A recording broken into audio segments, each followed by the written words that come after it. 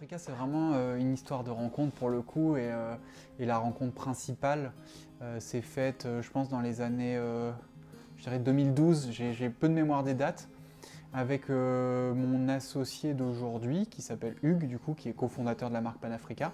C'est une marque de basket, aujourd'hui de basket et de mode d'une manière plus générale, qu'on a souhaité créer, qu'on a lancé en 2015, avec deux objectifs, c'est d'avoir des produits avec un ADN fort et des valeurs assez fortes retranscrites à travers nos produits, bien entendu, et puis toute la démarche qui se fait à travers Panafrica, puisque c'est une marque de mode made in Africa. On travaille avec différents partenaires sur le continent africain. L'histoire de Panafrica, c'est vraiment très lié en fait, à notre amitié, à Hugues et à moi, aux valeurs qu'on a en commun, à cette vision aussi qu'on a au commun et qui ne nous a jamais quittés. Maintenant, ça fait, je pense, peut-être 15 ans qu'on se connaît.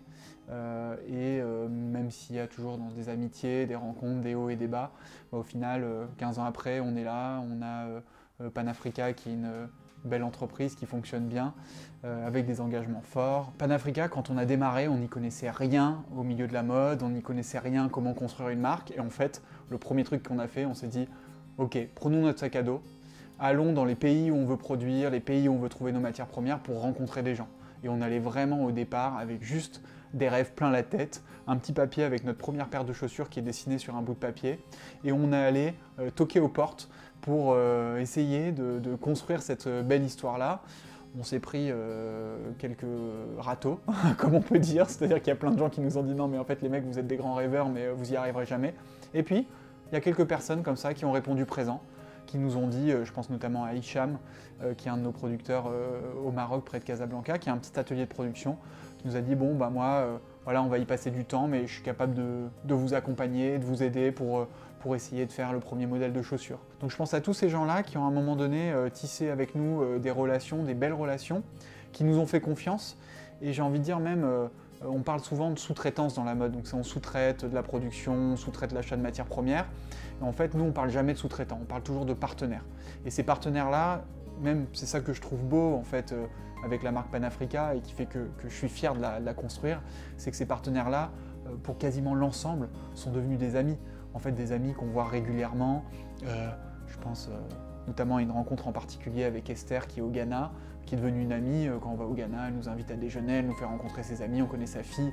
Et en fait, on est dans un écosystème qui est hyper agréable, où il y a une relation de confiance, qui est une relation professionnelle, mais qui est aussi aujourd'hui une relation plus personnelle et plus amicale.